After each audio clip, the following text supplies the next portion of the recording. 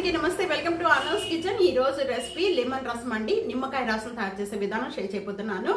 ఇంకా చలికాలం స్టార్ట్ అయిపోయింది. ఇప్పుడు ఇంకా జలుబులు, దగ్గులు, ఇంకా లోపల కఫం అనేది బయటికి రాకుండా ఉంటుంది. అలాంటప్పుడు మనం ఈ లెమన్ రసం తయారు చేసుకోండి, చాలా బాగా పనిచేస్తుంది. దీన్ని మనం కషాయంగా కూడా తీసుకోవచ్చు, అంటే గ్లాస్లో పోసేసుకొని మీరు అలాగే డైరెక్ట్గా కూడా తాగొచ్చు, అప్పుడు బాగా పనిచేస్తుంది.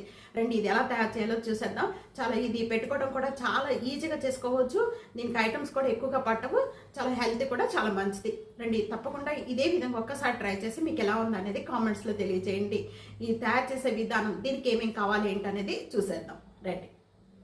నిమ్మకాయ రసం తయారు చేసుకోవడానికి ముందుగా మనం ఇక్కడ హాఫ్ కప్పు నేను పెసరపప్పు వేస్తున్నాను.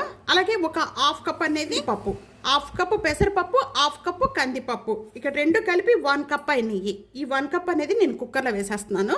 4 టైమ్స్ వరకు కూడా బాగా క్లీన్ చేసుకుందాము.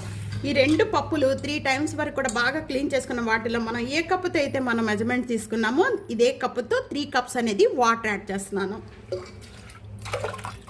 3 కప్స్ వాటర్ యాడ్ చేసిన వెంటనే మూత పెట్టేద్దామండి. 4 విజిల్స్ వచ్చే వరకు కూడా కుక్ చేసుకోవాలి. పప్పు ఉడికే లోపల మనకి మసాలా తయారు చేసుకుందాము. 1 టేబుల్ స్పూన్ అండి ఇక్కడ మిరియాలు, నేను ఇంకా స్టవ్ ఆన్ చేయలేదు.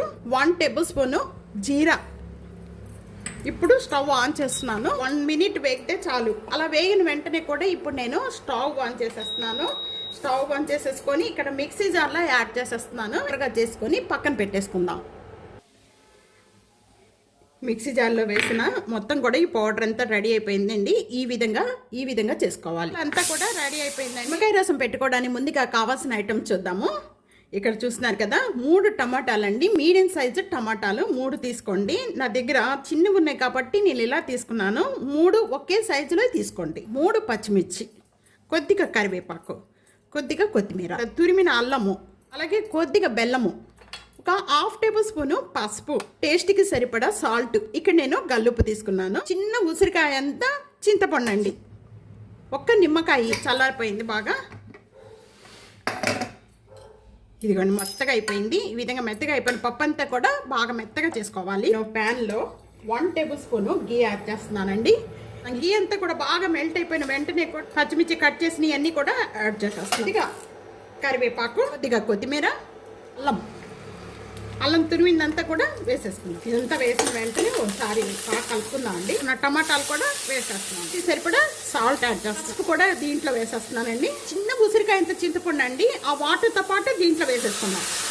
సాఫ్ట్ అయ్యేంత వరకు కూడా కుక్ చేసుకోవాలి. చింతపండు అంతా కూడా బాగా నానిపోయింది కాబట్టి దీంతో పాటు బాగా మెత్తగా అయిపోద్దండి. జ్యూస్ చేసేసుకొని వేసుకొని అవసరం లేదు. అంతా కూడా బాగా మగ్గిపోయింది. కుక్కర్లో కుక్ చేసుకున్న ఈ పప్పు అంతా కూడా దీంట్లో ఇప్పుడే యాడ్ చేసుకోవాలి. దీంతో పాటు 2 గ్లాసులు వాటర్ యాడ్ చేసుకోవాలండి. 2 గ్లాసు 2 గ్లాసెస్ వాటర్ యాడ్ చేసేసి దీంట్లో పోసేస్తున్నాను. హై ఫ్లేమ్లో పెట్టుకొని బాగా మరిగించుకోవాలి. ఇంత బెల్లం, ఈ బెల్లం కూడా దీంట్లో యాడ్ చేసేసుకుందాం. నా మిక్సీ జార్లో వేసి పౌడర్ చేసి పెట్టుకున్నాం మసాలా పౌడర్, ఇది కూడా ఇప్పుడు ఈ టైంలో యాడ్ చేసుకోవాలి.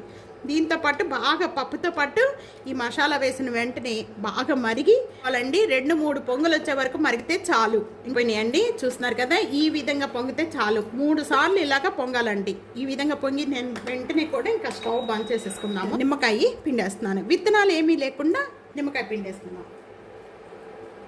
ఒక నిమ్మకాయ కరెక్ట్గా సరిపోతుంది. ఒకసారి బాగా కలిపేసుకుందాము. కొత్తిమీర యాడ్ చేసేస్తున్నాను. దించే ముందు ఒక హాఫ్ టేబుల్ స్పూను నెయ్యి యాడ్ చేసుకోవాలి. ఒక హాఫ్ టేబుల్ స్పూను. మంచి స్మెల్, గుమగుమలాడిపోతుంది. స్మెల్ చాలా మంచి స్మెల్ వచ్చేస్తుంది. నిమ్మకాయ రసం రెడీ అయిపోయింది. ఎంత కలర్ఫుల్గా ఉందో చూస్తున్నారు కదా. తప్పకుండా ఈ రెసిపీ ఇదే విధంగా ఒక్కసారి ట్రై చేసి మీకు ఎలా ఉందనేది కామెంట్స్లో తెలియచేయండి. వీడియో నచ్చితే కనుక ఫ్యామిలీకి, ఫ్రెండ్స్కి video share and like, comment, subscribe చేసుకోవడం అస్సలు మర్చిపోద్దు. Thank you for watching. Next వీడియోలో మళ్ళీ కలుద్దాం. అంతవరకు సెలవు. బాయ్.